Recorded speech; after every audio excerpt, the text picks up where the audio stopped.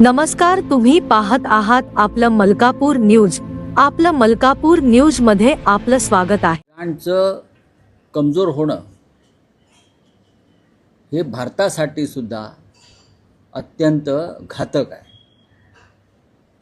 कारण ज्या पद्धतीनं आता इराणवर अमेरिका आणि इस्रायल ताबा घेईल, हळूहळू ही पावलं भारताच्या दिशेनं पडू शकतात. नेतन्याहू आज आहे उद्या नसतील, पण भारत हा एक महान देश आहे. आधीच नरेंद्र मोदींनी अमेरिकेबरोबर केलेल्या ट्रेड डीलमुळे भारत अमेरिकेचा गुलाम झालेला आहे व्यापारी करारात.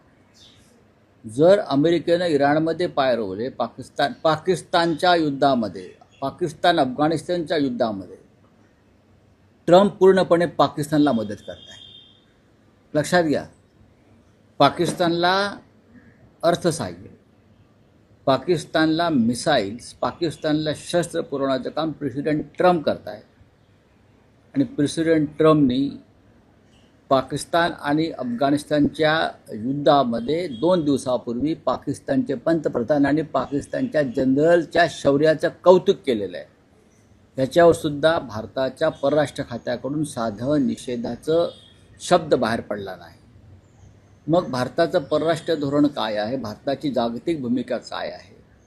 की फक्त जाऊन परदेशात जाऊन फिरायचं आणि नेत्यांना मिठ्या मारून फोटो पाठवायचे भारतामध्ये, हेच आहे का?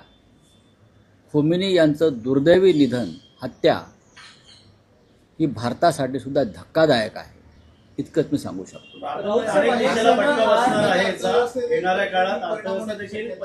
पूर्णपणे. पण आपल्या देशानं कोणतीच भूमिका या संदर्भात घेतली नाही. भूमिका घेणं गरजेचं असतं.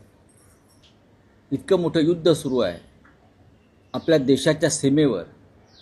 मग भारत, मग पाकिस्तान अफगाणिस्तान असेल, इराण इस्रायल असेल, इराण दुबई असेल, इराण आणि अमेरिका असेल, हे युद्ध भारताच्या दारापर्यंत आलेलं आहे. या युद्धामुळे भारताचं आर्थिक व्यवस्था कोलमडण्याची शक्यता आहे. या युद्धामुळे भूगोल बदलण्याची शक्यता आहे भारताच्या सीमेवरील. आणि ह्या युद्धामुळे भारताला चटके बसण्याची शक्यता आहे. तरीही मोदी या युद्ध काळामध्ये इस्रायलला गेले आणि दुसऱ्या दिवशी इराणवर बॉम्ब पडले. जागतिक स्तरावरती भारताची